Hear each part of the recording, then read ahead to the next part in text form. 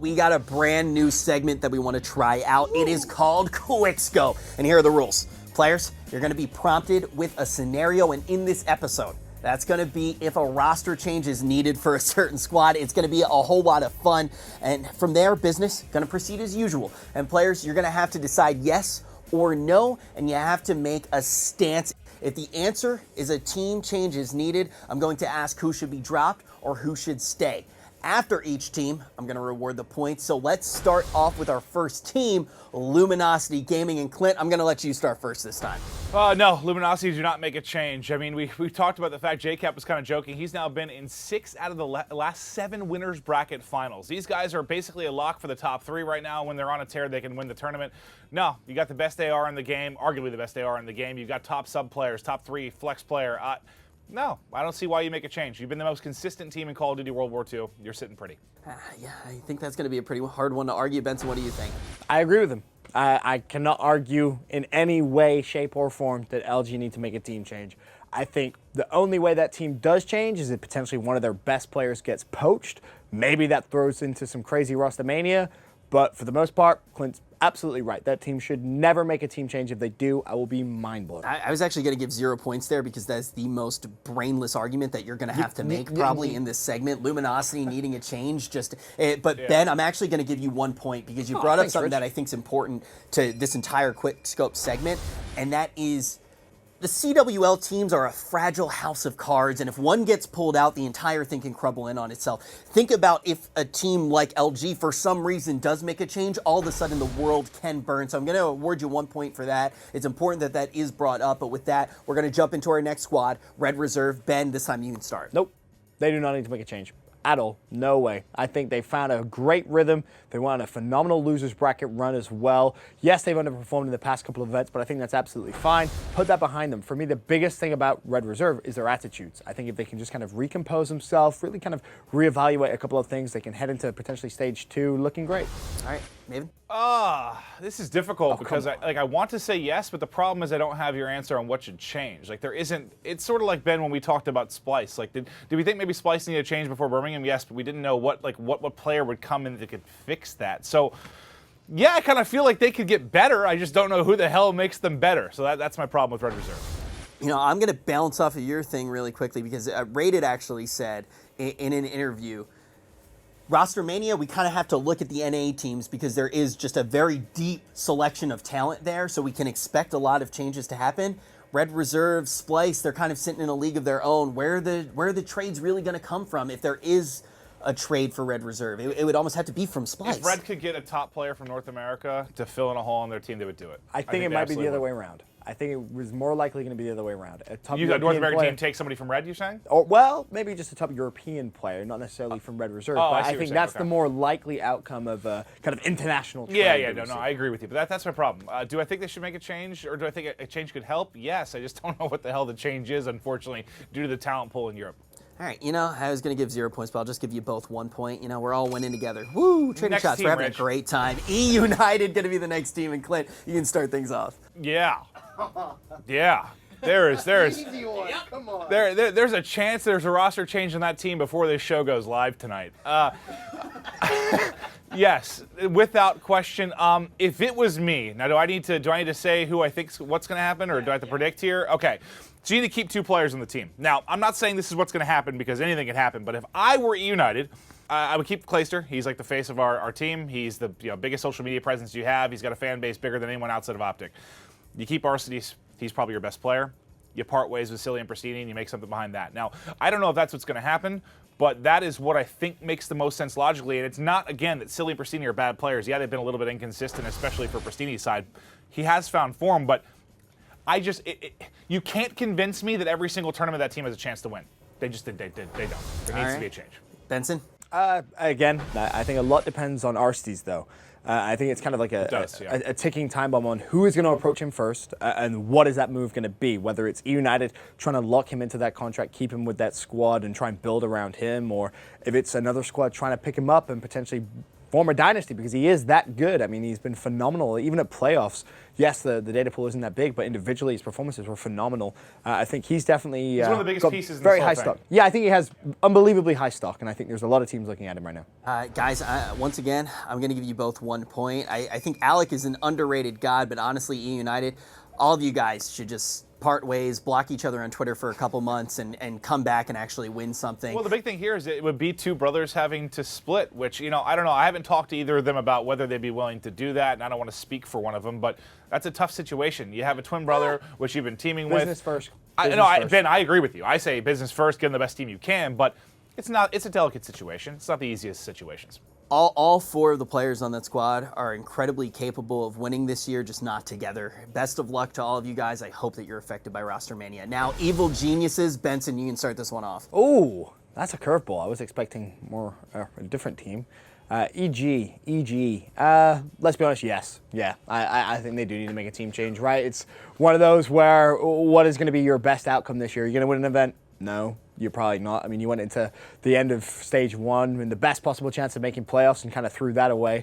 I feel like it's hard to really pinpoint exactly what the issue is, whether it's conflicting leadership or kind of butting heads, if you will. But something needs to change. As of what, I think that is very reliant on what happens maybe further up the scale in more the tier 1, tier 2, and what kind of filters down. I know there's conversation about Apathy. Does he maybe get poached into a top team? Well, we'll have to wait and see.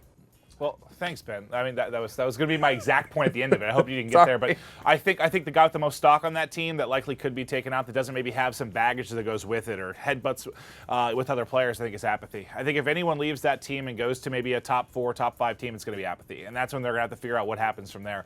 Because when you take a look at players like Enable, you know he bumped heads with Clayster a bit on FaZe and wanted to take over that leadership role. We know the baggage that comes with somebody like Aches.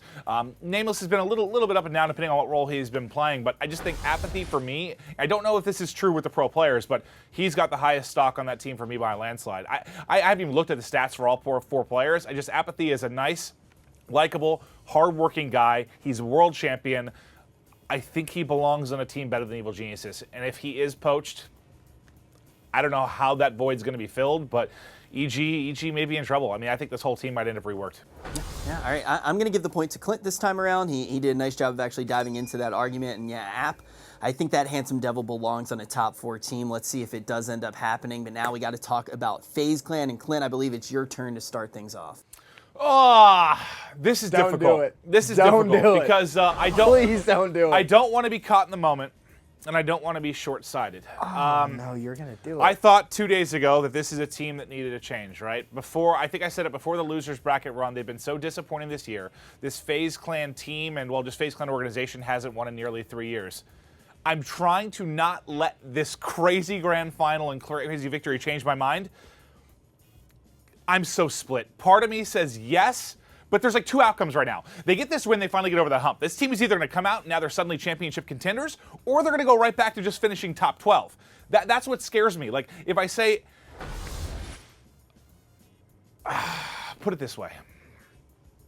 When Slasher announced free agency, I thought there was only one team that he wouldn't be upgraded for, and that's Luminosity with Octane. I thought he was an upgraded AR for every other single team. Now, I think I know where Slasher's going, so I don't think that would be the case, but it backs up my point that I think FaZe could make a change. But it doesn't work. I don't think FaZe are going to make a change. They're not going to make a change. Do I think maybe they should? Yes. All right, Nathan, I think that's an important argument, and Ben, I think I know what you're going to say. The problem is you can't really change that squad. Their playstyle is very different, and this is important to note. Yep. Different teams have different playstyles, right? And Replays is a prime example of this as an AR role. He doesn't need to run around the map and pick up all the kills. What is Slasher going to do to that squad? Then you have a hyper-aggressive attach, hyper-aggressive zoomer, and a hyper-aggressive AR. It's not going to work. They won 1 tournament. Outside of that, they've been horrendous. Great. They haven't been doing anything at other open events. Horrendous for their standards, I should say. Maven, Ben, I agree with you so far, but I want to let Maven talk for just a second here. So, who are you saying you would replace? Because I said 2 things when we were getting ready for the losers bracket final. I said, if you could get someone like a Slasher for Replays, I would do it. I will always take talent. I would always take talent for me. That's just how I think. I would take the talented player, one of the top 2 ARs in the game. That's what I would do. And that was before the losers bracket final. Obviously, things kind of changed with FaZe going to run and win the tournament. The other thing I mentioned is you've had that Attach and Zuma duo for so long, right? They've been together for so long. If it didn't work out this weekend and they continue to struggle throughout the year, to me, maybe it was something you were going to rethink. But now, again, it's being caught in the moment now. They just won this tournament. It's hard to argue that they should still make a change, but I'm trying not to be short-sighted. Like, I still think a change would be due for FaZe Clan, honestly. There's so much more to think about, though. That's what? the thing. Think about all the other crap results they've had all year? No, Replay's his role as a leader on that squad. It is vital. Leading in the top 12? You think, all right, answer me this, yes or no, and be truthful. Please be truthful.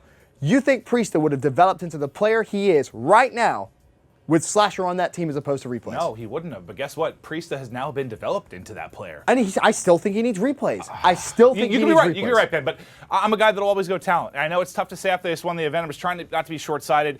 I don't think they're going to make a change. They're not going to make a change, but do I still think maybe they could use one so they don't fall back into that rhythm of these top 6s, top 12s? But they've hit the peak at the right time. All right, I'm gonna end the argument here because we have a bunch of other teams to go through. Clint, I'm gonna award you 1 point because something that you said is, I think, very important, not only to FaZe Clan but all teams. You can't just base it off of one result. Especially FaZe Clan had to clutch up 1 million times. It was an incredible result. I'm just trying not to to focus too much on one tournament out of all the tournaments we've had. That's difficult to do right now. And exactly, and that's why you're going to get the point. But I'm going to give Ben 2 points here because I think that it is really important that I don't agree with your mentality of just put talent in places. What Replays does, it's not just Priesta. This is no knock. Listen, this is no Maven, knock. It's my turn. This is no knock to Replays. This is no knock to Replays. You just have a top 2 talented AR. You can't let it pass up, in my opinion. Maven, okay, the Priesta argument, sure. We saw Replays, Ben, you actually tweeted out. Replays goes from, what, a world champion to a coach to then an analyst. And then a champ again. And then, yeah, exactly. So we already know what Replays is bringing to this team. Did he help develop Priesta? Sure. Also, the way that he has to play with Zoom and Attach, I don't think Slasher could do it. Slasher is one of the most talented players in the league, but does he necessarily need to go to FaZe Clan? I don't think he would fit there. Do we care what Rich thinks? Yeah, we do, apparently, because I'm running the show, and now I get to ask you another question. Team Kaliber, you don't get a start because you're rude, and we're going to let Benson start with TK. Oh, this is the spicy one. I thought this was probably the one we'd spend most time on, but apparently it's FaZe. We got to go quick. You get one line, Ben. All right. Thanks yes. for doing my job, Clint. I don't think they've been as good as they were at the start of the year. Something needs to change. Yes. Short and sweet. Yes, they need to make a change. I just don't know if it's Theory that needs to be the change, even though he had some crazy moments this past weekend, or if it's finding a true flex, because accuracy and Chino have been going back and forth. I don't know if it's a Chino replacement or a Theory replacement, but yeah, I think a change needs to happen. This team obviously is not what they once were. Again, to that point, though, it's very difficult to find where that is because TK is another one of these teams with a different play style, right? It isn't like you can just kind of point at one player and be like, yeah, they need that flex role. Would RCDs work on TK, for example? Put it this way, if I had to keep 2 players, it's Kenny and accuracy. Those are the 2 I would keep. Sure. I'm going to give Maven a point here because he is the TK expert. And we will see what happens with this squad next. Let's talk about Rise Nation, though. We already saw some tweets go out about this squad. Maven, you get to start. I'm pretty sure that this is going to be likely confirmed before this show goes live. There's been nothing public confirmed about it. I haven't heard anything, but this makes too much sense. So basically, Slasher announces free agency. Methods announces free agency. There hasn't been a lot of time, like enough time to go by for 2 organizations to work out a deal. Slasher was not under contract, so what makes the most sense to happen like that? Slasher Rise. Well, okay, sure. Slasher Rise. That is a thing that is potentially happening, but what do you think of that trade? Do you actually think that is a good trade for Rise? I think it falls back to what I said. When you have, Methods is a good player. Methods was an MVP at Event. Methods struggles in Search and Destroy, and again, he is a good player. Slasher is a great player. Now, are there concerns that he'll bump heads with Looney? That he would bump heads with Gunless? Absolutely. But for me, again, it comes to talent. You always replace a good player with a great player. All right, Benson, what do you think? You know, Clint's going to stick with that argument, right? That's going to be his argument whenever we talk about Rostermania, that kind of talent over anything else, which I get. It makes sense, right? If you're going to replace a player like Methods, you need to replace him with someone with talent. But for me, the glaring issue here is, well, what would happen? Theoretically, because again, this might not even go down. We're just assuming it would. What would happen if Slasher, Looney, and Gunless don't get on? That could very well be the downfall of Rise. You're right, but winning solves most things, and I think this team is going to. I'm going to give the point to just like Benson you thought Envy was going to win an event. Settle down. I'm actually going to give the point to Benson here. It's just I don't think this team needs to be screwed with too much. I think that this is a hasty trade. Let's talk about Splyce though now. Maven, you can kick this one off. I think that Birmingham run kind of saved it for me. You know, we knew what this team was capable of, Ben, and this isn't a position where I feel like it was as caught in the moment as much. They've had, you know, they started out the year well at Dallas, obviously. They then go on the Birmingham run. I don't think they need a change. And I kind of thought they did before we finally saw that life out of them. I thought that might have got them over a hump, maybe gelled the team again. Deep runs like that can solve a lot of issues. I think I feel good about Splyce again. So just to clarify, you feel good about Splyce after they finish second because they go on a deep run, but FaZe Clan win an event and you still think they need to change? Well, we've seen good moments from Splyce, though. From FaZe, we hadn't really to this year. I mean, all their 2 open, points all to their Ben open for tournaments dunking on Maven. All their open tournaments have been horrendous. Like outside FaZe, of the open run, they had the top the first four. event, they started an open bracket, they finished fourth. That's That's incredible. You lose, Maven. You lose. Benson wins. Now let's I didn't talk even get about the point Splasher. Shut up. Splasher is a free agent. But what about the rest of the team? What about the rest of the team? Where do we think that these guys are going to go? Ben, it's your turn to start. Oh, that's where it's interesting to me because who knows? Do the rest of the team want to play with each other? I don't know if they necessarily do. I think you're in a weird situation where maybe all three of those players kind of want to split and scramble. But I think they feel trapped. I think that's the key, honestly. Obviously, a team needs to keep at least 50% of their roster. So which two of those is going to try and stick it out and work things out? I don't know. And that's the interesting part of this whole roster mania for me, Rich. I'm going to be honest, is what happens with the remaining three players of Team A. Yeah, Maven, go ahead and move on to the next team. My thoughts are literally identical. All right, so I'm going to give Ben the point for having the individual thought. But no, that's literally actually, exactly what I was going to say. But I do think, Maven, the way that you said it, I think is really important. I do feel like there is a feeling of these guys kind of feeling like they are Slasher trapped. brought them in. Slasher didn't re-sign with Envy. They all signed with Envy. I think they all feel trapped and they're trying to figure out what to do. And, yeah. It's a rough spot to be in as well. Now, the last one that we got to talk about. Clint, you get to start it off. The Green Wall, OpTic Gaming, do you think that they need a roster change? No. Ben and I debated this, what event was it? Maybe after Atlanta. It was a while ago, yeah. We talked about it. I still feel with this core four, they're capable of winning every event. Karma suddenly playing to the capabilities he can. Ben, I think we can agree that if it weren't for a couple of just horrendous chokes, they win that tournament more than likely 3-0. It's tough to deal with. It's tough to swallow, but I think we're finally seeing the role change come to fruition, and this team is going to be, I think, making championship runs now throughout the remainder of the year. They're going to be a contender. I don't think you make a change. One thing I disagree with you straight off the bat is you said you think they could win every event. I didn't say they could win every event. I said they're going to be contenders every event. All right, well, even that, disagree with. Okay. This is their first grand final they've been able to get to. Yes, it's a good time, though. And that's the key thing to note is the timing of when they've peaked here. It's good for them. The role change comes through. But there's just so many other good teams. There really is. And we've seen them struggle a lot this year. So for me, I don't think there's enough evidence to really kind of support that statement. But should they make a change? No, they shouldn't. Would I like to see them make a change?